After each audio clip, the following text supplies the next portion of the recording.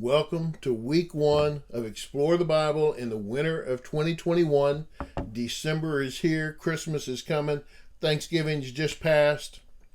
Excited about this new quarter we're going to spend together. We're going to be in 2 Old Testament books this quarter. We'll be in the book of Ezekiel and the book of Daniel. Now, obviously, in this 13 weeks, we're not going to go through every chapter of each of these books. So, if you're doing this study alone, you might spend some time reading the rest of the book and just kind of reading your way through Ezekiel and then Daniel over this period of time. But we're going to dive into some significant portions of it.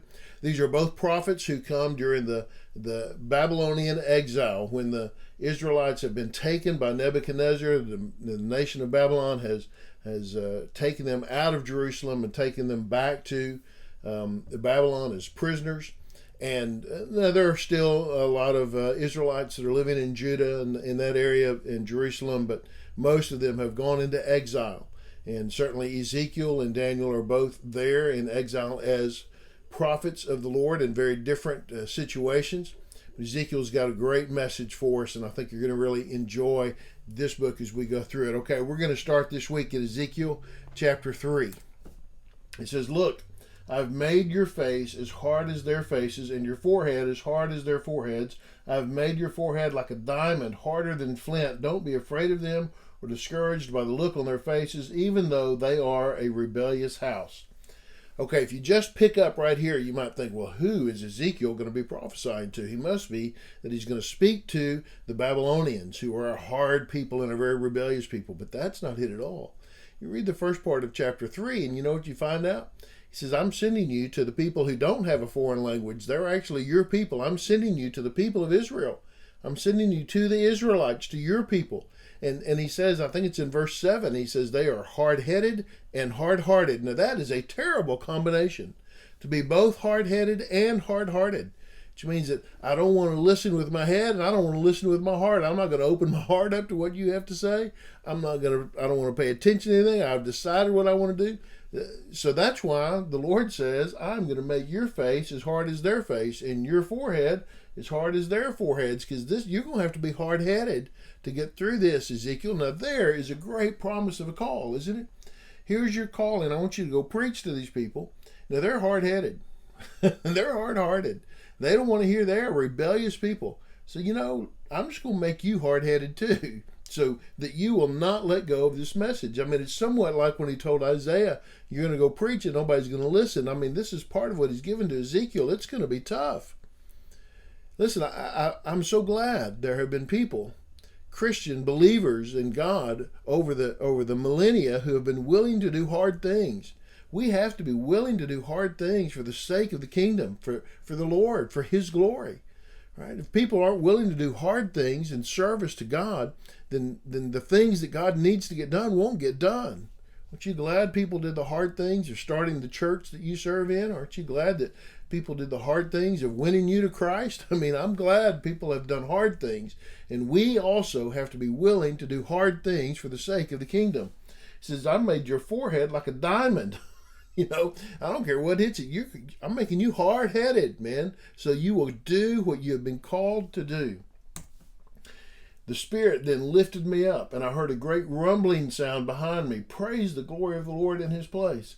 With the sound of the living creatures' wings brushing against each other, and the sound of the wheels beside them, a great rumbling sound. So the Spirit lifted me up and took me away. I left in bitterness and an angry spirit, and the Lord's hand was on me powerfully. Okay, thing you have to know, and you go back earlier, I think it's chapter 1, to see this vision that he has of the Spirit and the movement. But there is this confirmation that comes. I mean, this is a profound spiritual experience for Ezekiel, where he senses the very presence of God, and he hears this rumbling sound, this great voice of God. Maybe you hear it behind him, and he can hear the angel's wings flapping. I mean, can you imagine what this is? I mean, it just breaks out in this praise the glory of the Lord in this place. I mean, he's just in a euphoric sense of the presence of God, right? This confirmation, this is God who has called me. This is God who is speaking to me.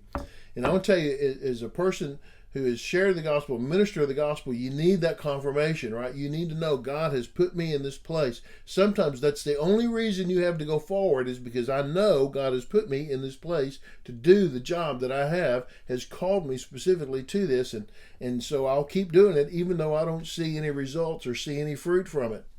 And I think the promise to Ezekiel has basically been, this is going to be hard and you're probably not going to see a lot of fruit. So God shows up, right, and kind of shows out for him, and Spirit lifted him up and took him away, drops him in another town, and sets him there for 7 days, and he doesn't say a word, right? He's in another town in Babylon, doesn't say a word. And maybe that's because, this time to kind of let some things settle in his heart so that he can share the message he needs to share, because you see this, he's got bitterness and an angry spirit, because as God has been showing him his people and showing him their response, he's got this anger towards them and this bitterness, and that's not a place to preach out of. It's not a place to teach out of about from anger and bitterness and boy, you people are sorry kind of thing. He doesn't want to do that. So the Lord lets him sit for 7 days once he gets there, and then the Lord tells him, "Son of man, I've made you a watchman over the house of Israel. When you hear a word from my mouth, give them a warning from me. If I say to the wicked person, you will surely die, but you do not warn him, you don't speak out to warn him about his wicked way in order to save his life, that wicked person will die for his iniquity. Yet I will hold you responsible for his blood." Okay. This is one of the great passages, and it gets repeated again later on in Ezekiel, but he says, "I've made you a watchman." You're a watchman over Israel. Okay? So when you hear what I tell you, you need to give the warning from me. The Lord's telling him, when I tell you what to say, you need to say it. A phrase that is over and over in the book of Ezekiel is, "Thus saith the Lord." This is what the Lord says. God says this. Over and over again, he is speaking on behalf of God. He has that role. And as a prophet, sometimes we think of prophecy as speaking, forward to the future. But most of what prophets say is not foretelling, but forthtelling. They are speaking truth. I like to say they are telling you what God thinks about what you are doing right now. I don't know about you, but I think that's a hard thing to do, and sometimes it's a hard thing to take. He's telling them, when I tell you what to say, you need to say it, because, look, he says, if I say to the wicked person, you're going to die, but you don't warn him, you don't speak out to warn him about his wicked way to save his life, well, that person's going to die for his iniquity. He's going to die for his sin, but I'll hold you responsible for his blood, that you're responsible here. So you have a message to share with someone who's about to die, and if you don't share that message with them, they're going to die, and they're going to die because of their own sin, but you have some responsibility here. Their blood will be on your head. But if you warn a wicked person, and he doesn't turn from his wickedness or his wicked way, he'll die for his iniquity, but you will have saved your life. Now, if a righteous person turns from his righteousness and practices iniquity, and I put a stumbling block in front of him, he will die. If you do not warn him, he will die because of his sin, and the righteous acts he did will not be remembered, yet I will hold you responsible for his blood. But if you warn the righteous person that he should not sin, and he does not sin, he will indeed live, because he listened to your warning, and you will have saved your life. That there's this for Ezekiel, okay, you have a message to share, and you need to share that message. And if you share that message and that person turns back from their sin, then they're saved, and their blood is not on your head. You have saved yourself, in a sense. He says, even for a person who's a follower, they're a good person, but they fall into sin. If you tell them, and I tell you, you need to talk to them about their sin, but you don't talk to them about it, well, they're going to die because of their sin, but you held responsible for that as well. Their blood is on your head, but if they listen, then they'll save their life. They could turn. Look, this whole thing here is, Ezekiel has been given a message. He has been given, let's say this, Ezekiel has been given a job, right? A task. And it's a hard task. And he's going to have to speak truth to some people who don't want to hear the truth. And he's going to have some hard conversations with people that don't want to have those hard conversations. But if he doesn't do what God has called him to, then those people will not have an opportunity to be delivered from the iniquity that they're in, the sin that they're in. They will fall farther. But if you do tell them, then it's possible they may repent, they may turn and be saved out of it. And it's not just their walk with God that is at stake, it is your walk with God, he says. Your walk with me is at stake, Ezekiel. Well, I don't think it's hard to make this jump, right? We have a message to share. We have truth to tell. And if we tell that truth and people listen, then they can be saved. But if they don't listen, well, they're going to die because of their sin. Right? They're not going to die because we didn't tell them. They're going to die because of their sin. But we're going to suffer in our walk with God because we didn't tell them. But if we don't tell them, they're going to die because of their sin. And we're going to suffer in our walk with God.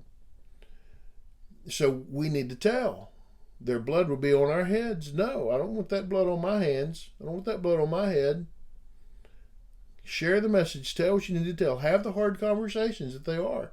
Sometimes they're hard conversations, but have those hard conversations so that there's an opportunity for salvation. Because if we don't, well, there's not even an opportunity. How do we know? They may want to turn. They may be looking for an answer. They may have been hoping someone would tell them the truth. They just didn't know they needed someone to tell them the truth. So share the message regardless of what you think may or may not occur, how they may or may not respond. Look, have a forehead of diamond, right? Look, if they're going to hate me, they're going to hate me, but I'm going to tell them. That was God's. It says, I've called you to this. Now here's the way it's going to be. And there's responsibility on the watchman. Responsibility on the watchman. Thanks for watching this week. I hope it's helped. Subscribe, like, share, comment on it. Let us know how God's using it.